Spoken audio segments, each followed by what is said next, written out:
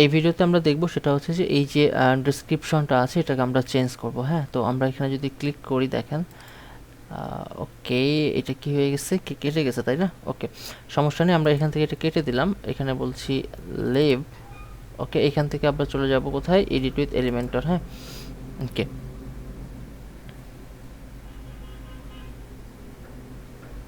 ওকে, এরকম করে যদি আপনাদের ভুলে ক্লিক পড়ে যায় আপনারা ওখানে সেভ দেওয়া বা আপডেট দেওয়ার কোনো কাজটাই করবেন না। হ্যাঁ, ওকে, আমরা এখানে ক্লিক করি। ক্লিক করলে এই যে এখানে দেখতে পাচ্ছি কন্টেন্ট, এই কন্টেন্টের জায়গায় আমাদের কন্টেন্ট আমরা বসিয়ে দিব। হ্যাঁ, দেখেন এই যে আমরা কন্টেন্টটা লিখে রাখছি, এইটাকে কপি করলাম, কপি করে আমি এইখানে এটাকে বসিয়ে দিব। হ্যাঁ, এইটা হলো কন্টেন্ট।